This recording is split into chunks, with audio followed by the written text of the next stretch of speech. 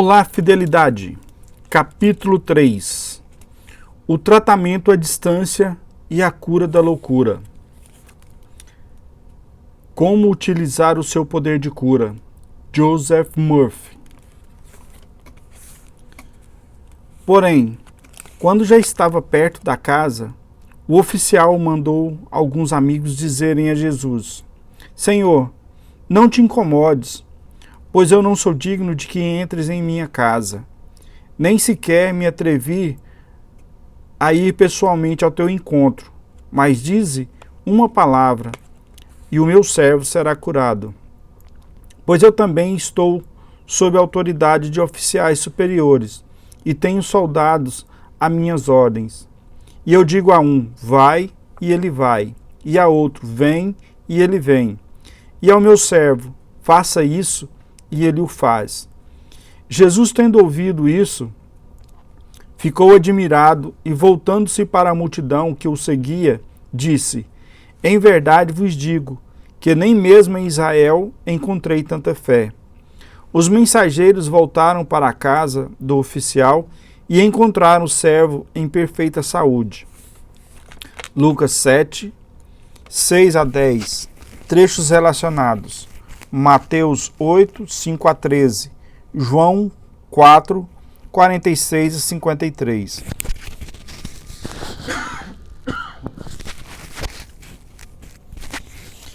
Esta é uma técnica de tratamento à distância, narrado de um modo belo e simples. Contam-lhe como rezar por outros e enviar a sua palavra e curá-lo. Quando você reza por outro, ou faz o que se denomina um tratamento mental e espiritual, simplesmente corrige o que ouve e vê em sua mente. Conhecendo e sentindo a liberdade do outro, a fé lhe chega quando você abandona a interpretação literal da vida e ingressa na interpretação psicológica e espiritual. Muitos de vocês, como autor, certamente serviram ao exército e sabem obedecer às ordens. Um soldado é condicionado para obedecer cegamente aos oficiais superiores. Depois de um severo treinamento, o soldado se disciplina. Isto é, seu corpo e espírito são definitivamente dobrados para certos atos. O oficial é um homem de autoridade. Aprendeu a comandar, mas primeiro ele mesmo teve de aprender a receber ordens. E também ele está sujeito à autoridade de seus superiores. Quando você reza por outro, tem de ser um bom soldado, tem de aprender a tomar posição de sentido e obedecer à ordem. Olhar à direita. Você deve atenção aos valores e verdades espirituais da vida e ficar olhando à direita, vendo percepção espiritual. O outro, como ele deve ser, feliz, em paz e livre. Você deve começar a disciplinar os seus pensamentos, sentimentos, emoções e aptidões. Sabe muito bem que pode começar agora, ao ler essas linhas. Se seus pensamentos divagarem, traga-os de volta e diga-lhes: eu lhes disse para prestarem atenção à saúde, à paz e no que quer que você esteja concentrado. Os servos são seus pensamentos, ideias, estados de espírito, sentimentos e atitudes. Eles lhe servem nobremente ou ignobilmente, dependendo das ordens que você dê. Se você for patrão, pode dar certas ordens para os empregados fazerem certas coisas na loja. Espera que eles obedeçam. Você lhes paga para se adaptarem a seus métodos e processos de negócio. Do mesmo modo, você dá ordens aos seus pensamentos. Você é o patrão, não o servo ou escravo. Certamente você não permitirá que os pensamentos criminosos do ódio, medo, preconceito, inveja, raiva, etc., lhe deem ordens ou o façam de joguete. Quando você começa a disciplinar a sua mente, não permite que a dúvida, ansiedade e impressões falsas do mundo o dominem, intimidem ou governem. Você condiciona sua mente de modo a dar ordens positivas aos seus pensamentos, para dar atenção aos seus objetivos na vida, aos seus ideais. Igualmente, você dirige e canaliza todas as suas emoções de um modo construtivo. Você tem o domínio completo. Não pode visualizar uma emoção. Tem de lembrar-se que a emoção acompanha o pensamento. E quando você controla os seus pensamentos e imagens mentais, está com o domínio de suas emoções. Nenhum lugar, pessoa ou coisa pode aborrecê-lo, perturbá-lo ou feri-lo. Não tem essa autoridade. Por exemplo, outra pessoa poderia chamá-lo de gambá. Você é um gambá? Não. As sugestões ou declarações do outro não o podem afetar, a não ser por meio de seus pensamentos. Esse é o único poder emocional que você possui. O seu pensamento, nesse caso, poderia ser: a paz de Deus enche a mente daquele homem. Você domina o movimento da mente. Você pode mover-se com raiva, ódio ou vingança. Também pode mover-se com harmonia e boa vontade. A mente disciplinada está habituada a tomar um medicamento espiritual que seja sintonizado com o infinito. No momento em que você ficar tentado a reagir negativamente, identifique-se imediatamente com o seu objetivo. Passe imediatamente ao seu ideal e terá vencido. Você é um homem de autoridade e diz aos seus pensamentos: servos, vão e eles vão, venham e eles vêm. Você pode dedicar a sua capacidade de imaginação a tudo o que quiser, como a falta, perda ou desgraça. Pode disciplinar, dirigir e focalizar a sua imaginação ao sucesso, à saúde e à prosperidade. O que você imagina e sente como verdade vira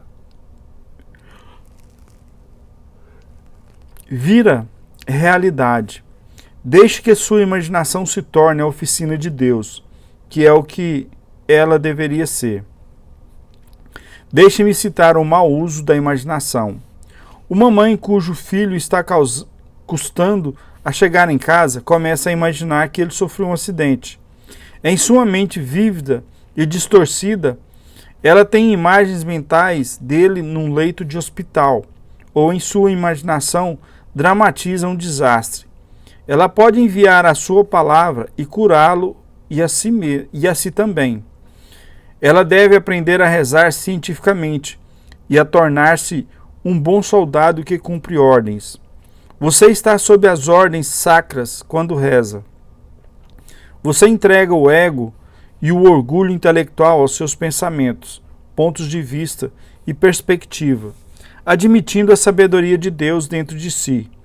Você está agora sob ordens para produzir a harmonia, saúde, paz, alegria, integridade e beleza no mundo.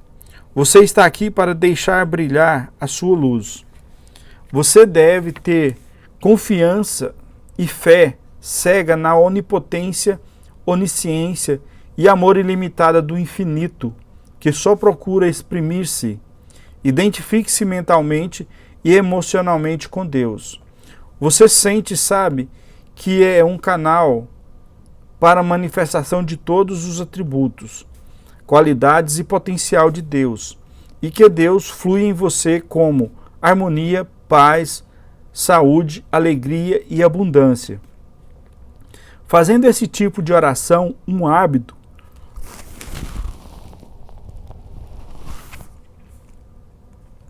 repetindo e afirmando frequentemente essas verdades, sua mente ficará imbuída das verdades eternas e você se verá sob uma compulsão divina de só produzir o bom, o belo e o verdadeiro.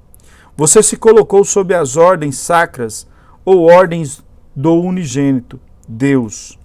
Você se torna um homem dirigido por Deus, uma pessoa ordenada divinamente, cuja única missão no mundo é cumprir as ordens do sagrado que habita a eternidade e cujo nome é perfeito. Você está cumprindo as ordens de quem? Sois servos daquele a quem vos entregais, servos que obedecem.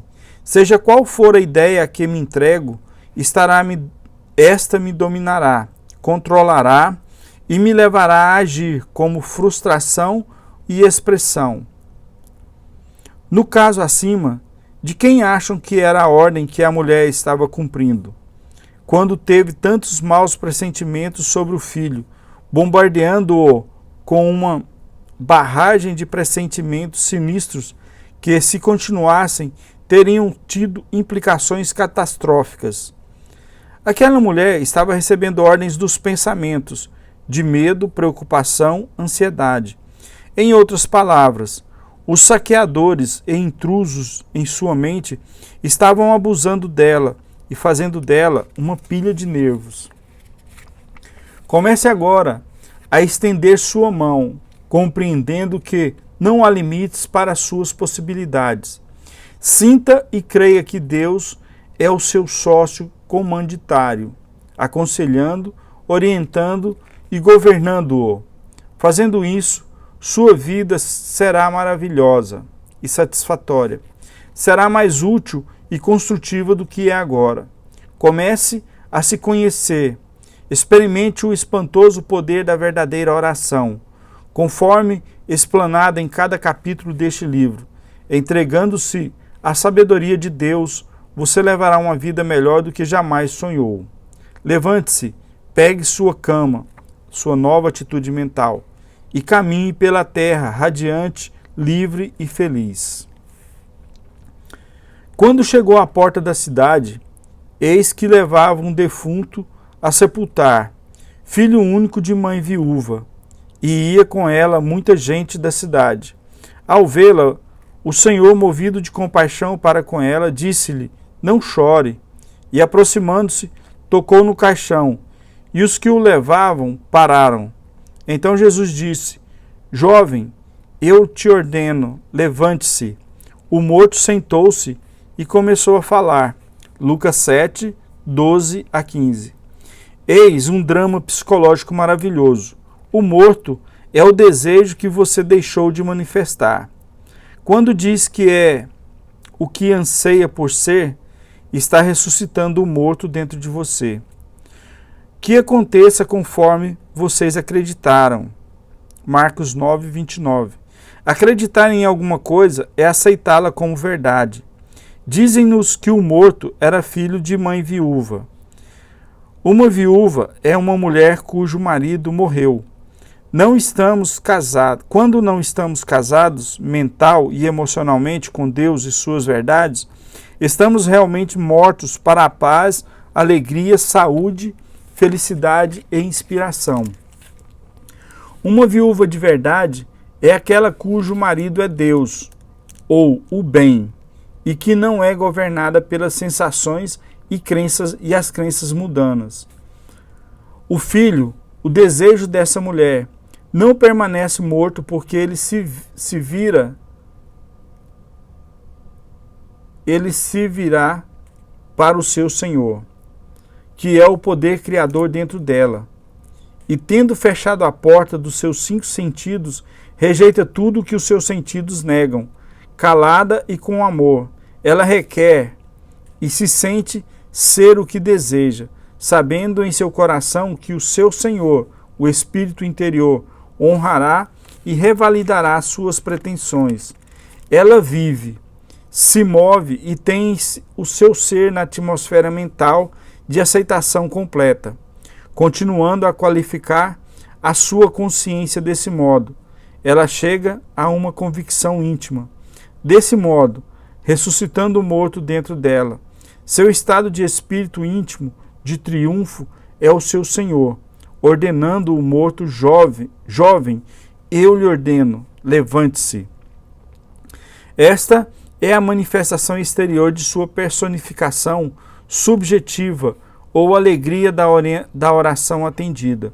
Tudo o que reservamos e assimilamos em consciência, nós ressuscitamos. Quando se diz que o morto sentou-se e começou a falar, isso significa que quando a sua oração é atendida, você fala numa nova língua. O doente que se cura fala na língua da saúde, alegre e emana uma radiante íntima. Os nossos desejos e esperanças mortos falam quando damos testemunho de nossas crenças e suposições íntimas. Para concluir, eu queria contar sobre um rapaz que vi uma vez, na Irlanda. Era um parente afastado. Estava num estado comatoso. Havia 2 dias que os rins não funcionavam. Fui vê-lo, junto com um dos irmãos dele. Eu sabia que ele era católico fervoroso e disse-lhe: Jesus está aqui agora e você o está vendo. Ele está estendendo a mão e neste momento está tocando em você. Repeti isso várias vezes, devagar, baixinho e num tom positivo. Ele estava inconsciente quando falei e não tinha consciência da presença de nenhum de nós. Sentou-se na cama, abriu os olhos e disse: Jesus esteve aqui e sei que estou curado, vou viver. O que acontecera? A mente inconsciente daquele homem aceitara a minha declaração de que Jesus estava ali, e seu subconsciente projetou aquela forma de pensamento. Isto é, o conceito de Jesus daquele homem foi retratado baseando-se no que ele vira em imagens de igreja, quadros, etc. Acreditava que Jesus tinha estado ali, em carne e osso, e que pusera as mãos sobre ele. Os leitores deste livro sabem bem que, se dissermos a um homem em transe que o avô dele está ali agora, ele o verá claramente. Verá o que acredita ser o avô. O seu subconsciente projeta a imagem do avô com base em sua imagem subconsciente de memória. Pode-se dar ao mesmo homem uma sugestão pós-hipnótica, dizendo-lhe: quando você sair do estado de transe, cumprimentará o seu avô e falará com ele. Ele faz exatamente isso. Chama-se isso a uma alucinação subjetiva. A fé despertada no inconsciente de meu parente católico, baseada na sua crença firme de que Jesus foi curá-lo, foi o fator de cura. As coisas sempre acontecem de acordo com a nossa fé ou convicção mental. O subconsciente é suscetível de sugestão, mesmo que o indivíduo esteja inconsciente. A mente mais profunda pode receber e agir segundo a sugestão do operador. Em certo sentido, podia-se chamar a esse incidente a ressurreição dos mortos. É a ressurreição da saúde, fé, confiança e vitalidade. Nunca devemos permitir que morram em nós a esperança, a alegria, a paz, o amor e a fé em Deus. Esse estado de espírito é a verdadeira morte. Devemos morrer para o medo, a ignorância, a inveja, o ódio, etc. Devemos fazer com que esses estados morram de fome, de abandono. Quando morre o medo, só há lugar para a fé. Quando o ódio morre, só há lugar para o amor. Quando morre a ignorância, só há lugar para a sabedoria. Certo dia, Jesus subiu com seus discípulos para uma barca e disse: passemos à outra margem do lago.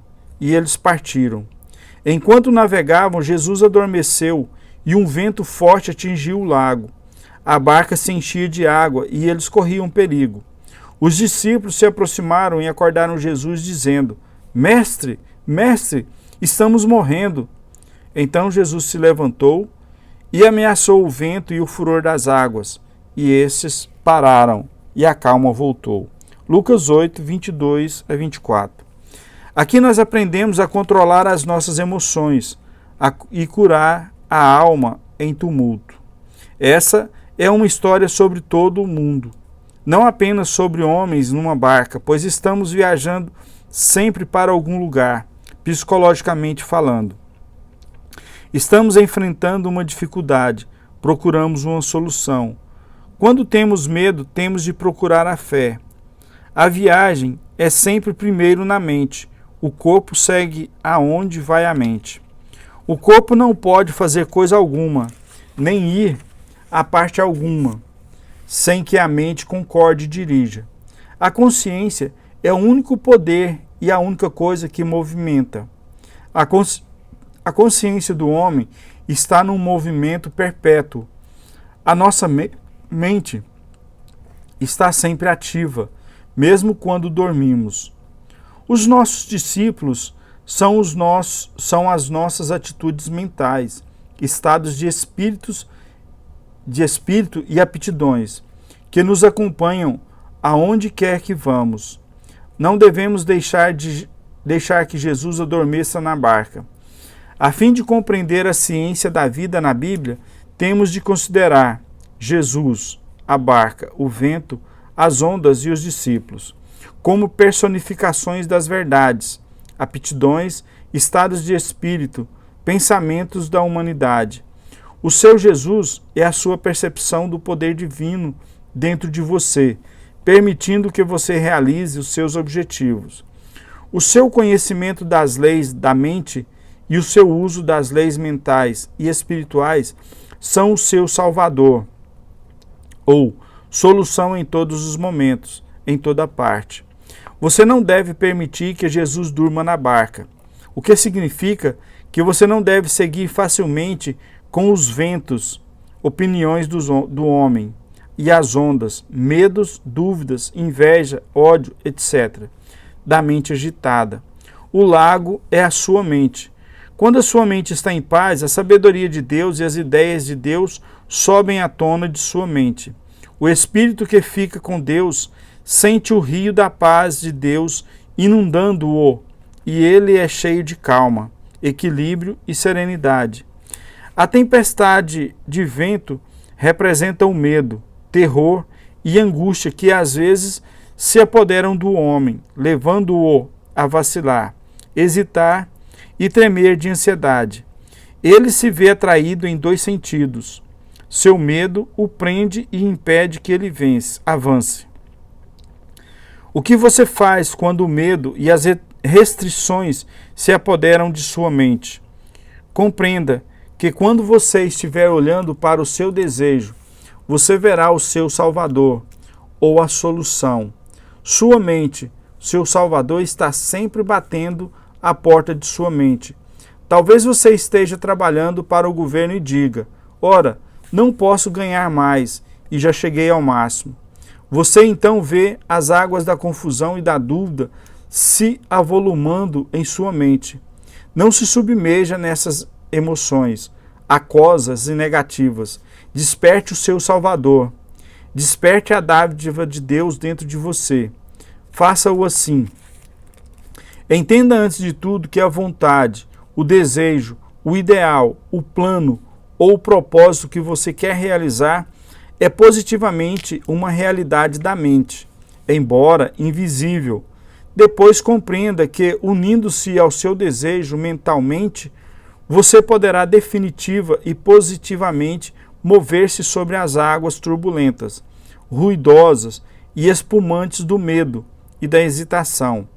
A sua fé é o seu sentimento e a sua percepção de que aquilo por que você reza é uma realidade da mente, sob a forma de uma ideia ou um desejo.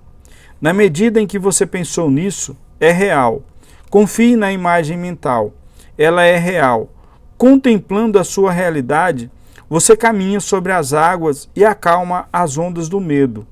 O seu medo cessou porque você sabe que quando focaliza a sua atenção sobre o seu ideal, o poder criador de Deus flui pelo ponto de focalização da atenção. Você agora está acalmando as ondas, disciplinou a sua mente, já raciocinou e sabe que a ideia é sempre real. O pensamento é a substância das coisas esperadas, à prova das coisas não vistas, pelo simples motivo que você acredita na possibilidade da execução da ideia. Mantenha os seus olhos sobre a meta, o seu objetivo, sabendo em seu íntimo que existe um poder onipotente que apoia em tudo que você faz. Ele nunca o abandona. A mente subjetiva reage ao seu pensamento e sentimento construtivos. Desse modo, lhe são concedidos apoio, força e poder. Baixar a vista para as ondas de medo, falsas crenças e erro é naufragar. Levante a vista e você verá para onde ela está. A sua mente organizada, a sua fé e confiança lhe permitem caminhar sobre as águas da vida, para as verdes pastagens e águas mansas.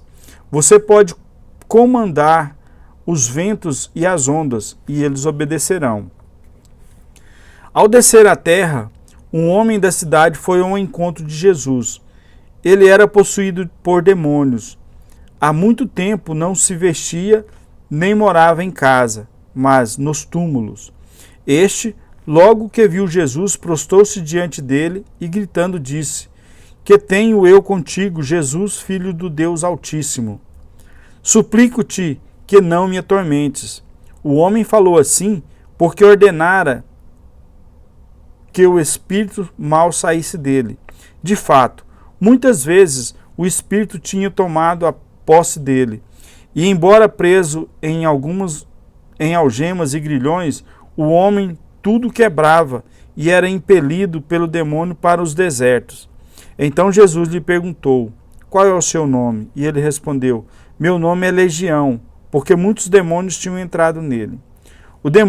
Os demônios pediam que Jesus não os mandasse para o abismo.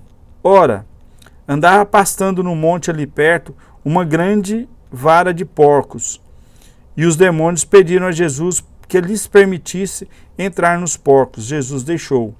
Os demônios saíram do homem e entraram nos porcos, e logo a vara se precipitou no lago e se afogou. Quando os homens que cuidavam dos porcos viram isso, saíram correndo e espalharam a notícia na cidade e nos campos. As pessoas foram ver o que tinha acontecido e encontraram aos pés de Jesus, sentado, vestido e em seu juízo, o homem de quem tinham saído os demônios, e ficavam com medo. Lucas 8, 27 a 35, trechos relacionados, Mateus 8, 28 a 32 e Marcos 5, de 1 a 13. Lendo essa passagem, certamente nos lembramos de um tipo de psicose maníaco-depressivo. Esse é, claro, um tipo de distúrbio mental que se caracteriza pela agressividade e espírito destrutivo. No livro de Marcos temos uma história semelhante à transcrita acima, em que o maníaco tinha seu domicílio nos túmulos.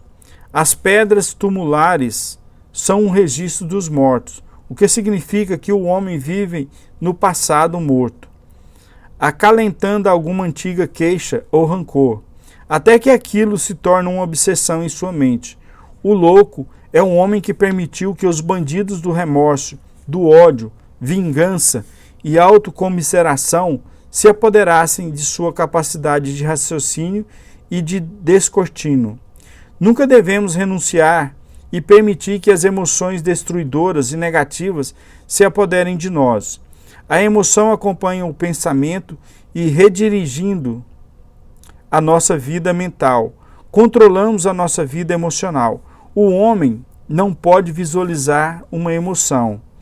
Tem de construir a cena ou o fato em sua mente e revivê-la, gerando desse modo a emoção. Na psiquiatria, os médicos procuram corrigir os conflitos básicos do paciente, dando-lhe uma nova orientação.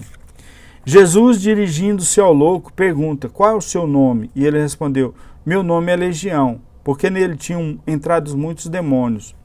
Conheci um homem em Nova York que sempre que entrava num bar, receava que houvesse algum ente maligno escondido nas sombras, querendo apoderar-se dele.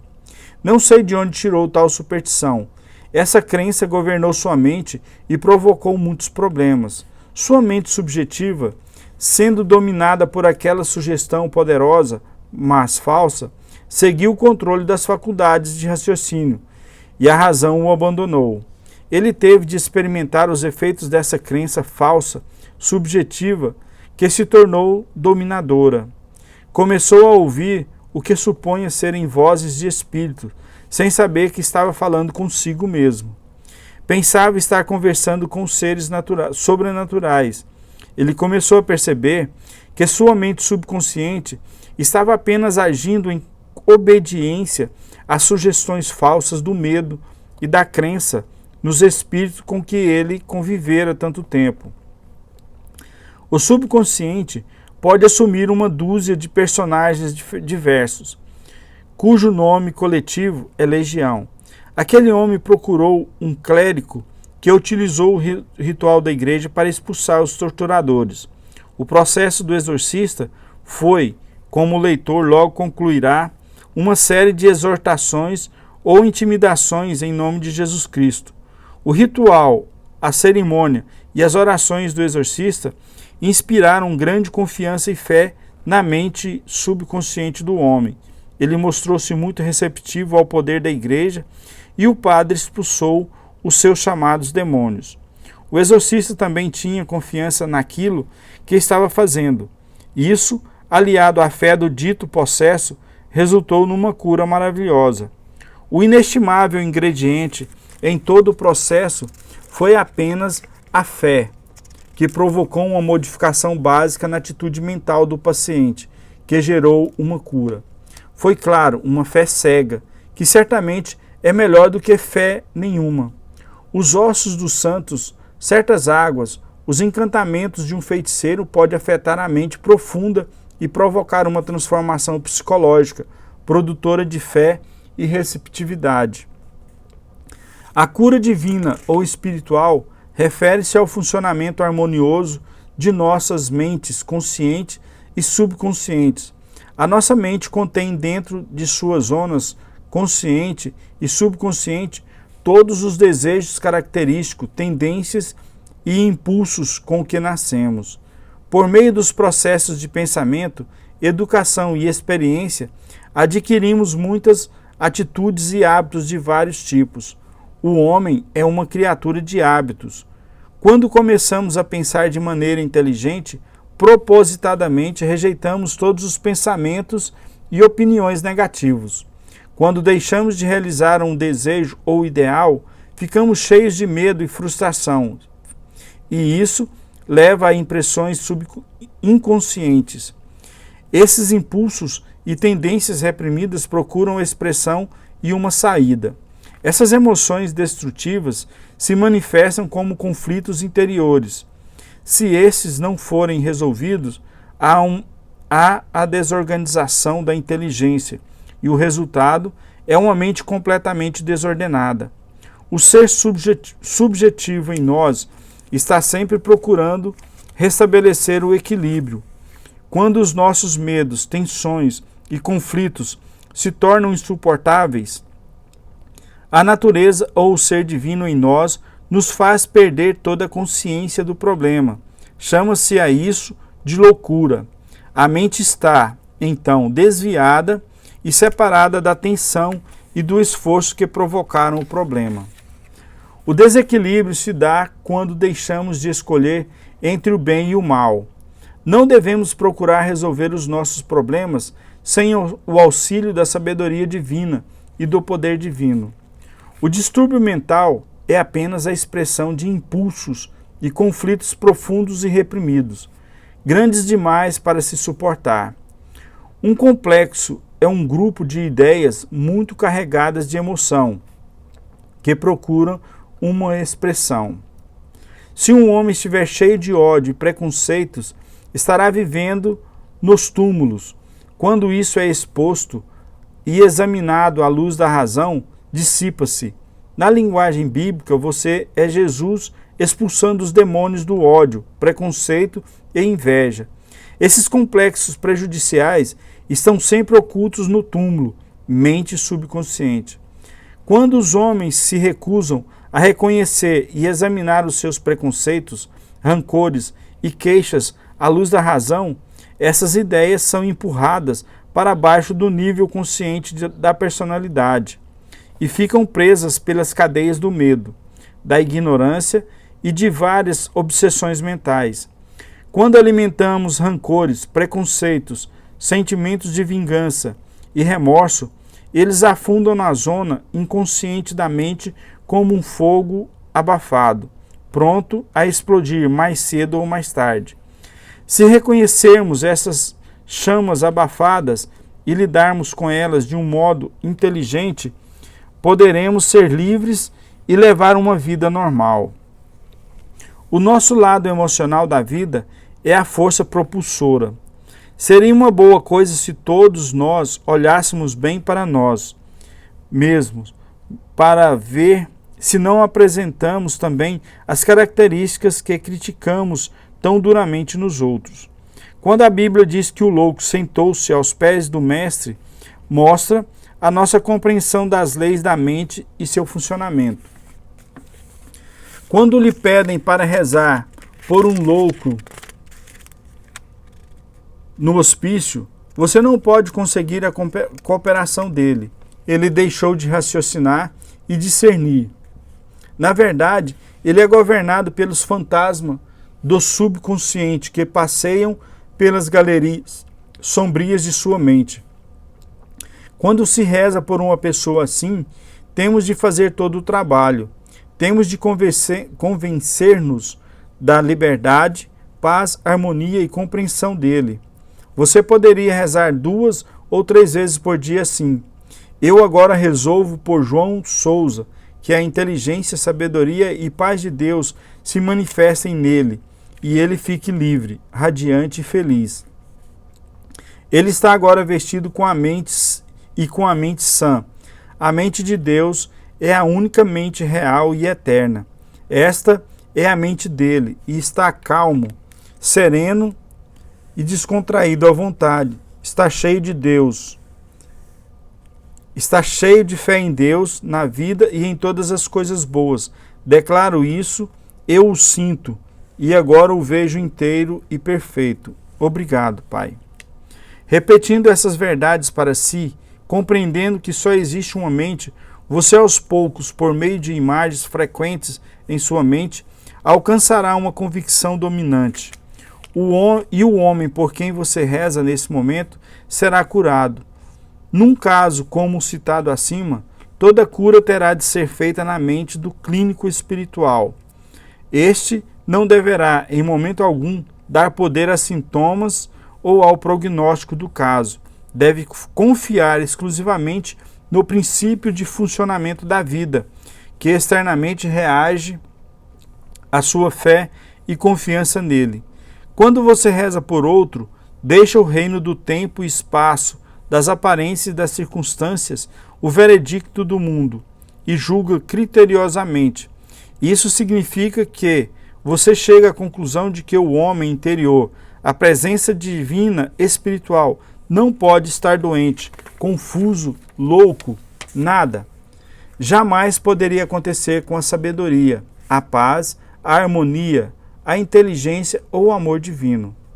O homem interior tem todas essas qualidades e atributos, e o clínico espiritual, meditando sobre a vida eterna, a mente perfeita e a paz absoluta do homem mentalmente doente, dissipa e dissolve a névoa de opiniões fixas e pensamentos errôneos que separa o homem do rio da paz de Deus.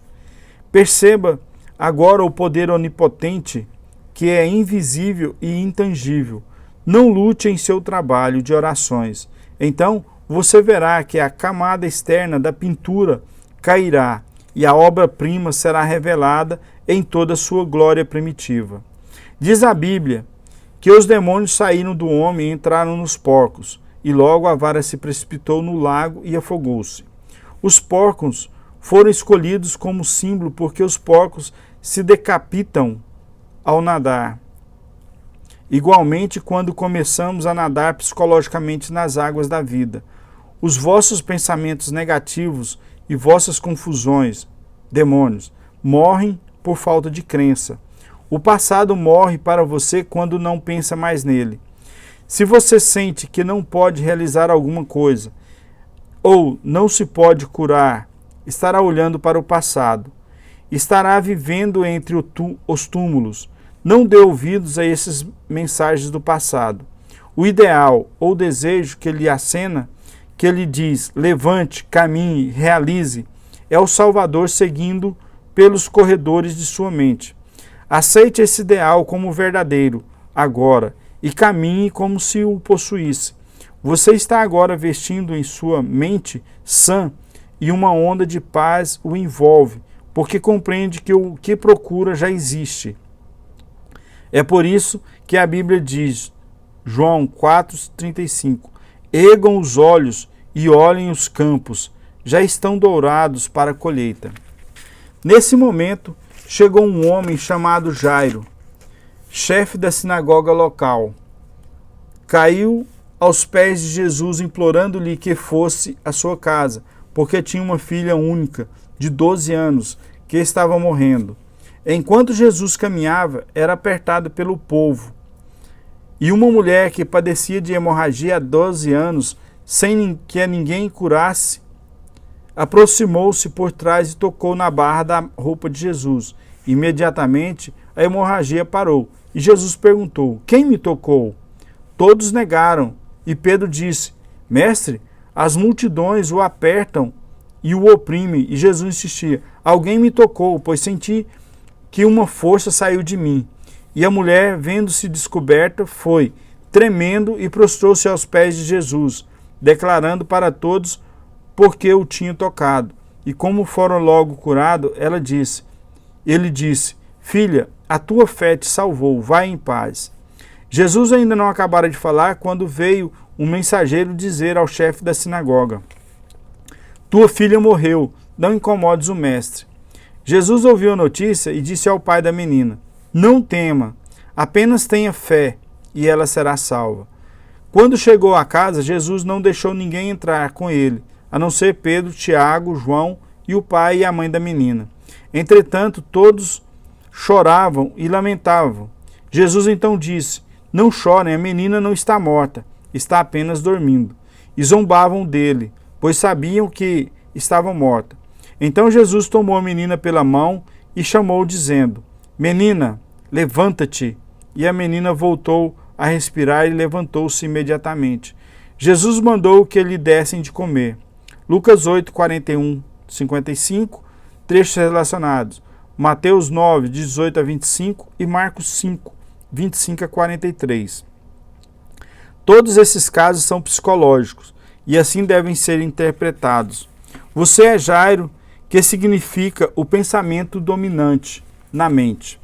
Você se prostra aos pés de Jesus, isso é, começa a compreender que, baseando-se em seu novo entendimento do poder de Deus dentro de você, você pode fazer ressuscitar a criança moribunda. A filha moribunda representa a sua ambição não realizada, o desejo de seu coração. Jesus, Jairo, a filha, a mulher com hemorragia, Pedro, Tiago, João, todos esses personagens estão dentro de cada um de nós. É a história de todos os homens. A nossa filha, o desejo, está morrendo porque nos falta a fé para ressuscitá-la. Uma mulher com perda de sangue não pode dar à luz, não pode conceber. Um ventre em sangue não pode dar forma a um corpo. Mulher significa emoção, sentimento. Quanto às nossas emoções, são largadas soltas e sem disciplina. Simbolicamente estamos sangrando no ventre. A energia e a vitalidade são desperdiçadas devido ao medo, preocupação e dúvida. O ventre, a mente, deve ser fechado a fim de procriar. Quando você se retrai e fecha a porta de seus sentidos para todas as sensações e supõe ser o que deseja ser, você está fechando seu ventre, mente, e conseguirá dar forma à sua ideia ou plano. O seu pensamento é criador, quando você começa a pensar sobre o que deseja exprimir. O poder criador de Deus responde e permanecendo fiel ao novo foco mental, você ressuscita a sua filha. Você sabe em seu íntimo que a filha não está morta e que pode dar à luz. A sua nova atitude mental, que é a sua fé, fecha o ventre. A tua fé te salvou. A fé vem do conhecimento de que só há um poder soberano e supremo, que pode fazer todas as coisas, pois é onipotente. Quando damos atenção à verdade sobre esse poder único, dizem que o ouvimos. Vamos ouvir as verdades sobre o poder do amor, da fé e da boa vontade, e vamos confiar em nossa sabedoria subjetiva para que nos revele a resposta a qualquer problema. A fé é ir somente em uma direção. Muita gente presta atenção a mentiras, falsidades, superstição e conceitos errôneos de todo tipo. Quando fazemos isso, reina a confusão. Alguém me tocou, pois senti que uma força saiu de mim. Você pode mental e emocionalmente tocar na fé, amor, alegria e paz, quando você se apropria mentalmente da ideia da saúde perfeita. A presença curadora responde e você fica são. Esta é a força que sai das profundezas do seu próprio ser. Dizem-nos que zombavam dele. Não é verdade que os seus 5 sentidos zombam de você? Eles não o desafiam, dizendo, não pode ser feito, ou é impossível. É por isso que você suspende os seus sentidos e dirige a sua mente para dar atenção à nova imagem mental. E ao envolver esse desejo com o estado de espírito do amor, você se torna um com ele. É esse o significado de entraram na casa com ele, Pedro, Tiago e João. A casa é sua mente ou consciência. O seu próprio eu sou é pai e mãe de todas as ideias, conceitos e impulsos. Pedro significa fé em Deus. Tiago significa julgar com virtude, isto é, só ouvir as boas notícias. João é o amor, ou sentido de satisfação, de ser um só com o seu ideal. Nós, de fato, nos apropriamos dessas 3 qualidades, sempre que reconhecemos um estado como verdadeiro, quando ele não está aparente nos sentidos. A nossa razão e sentidos podem duvidar, ridicularizar, escarnecer e rir, mas nos limitamos a nos retrair, sabendo que quando sentimos alguma coisa é verdade, a onipotência se move em nosso auxílio. Depois, embora o mundo todo o negue, demonstramos o nosso desejo, porque estamos lacrados na fé e de acordo com a nossa fé, as coisas acontecem. Obrigado por virem até aqui.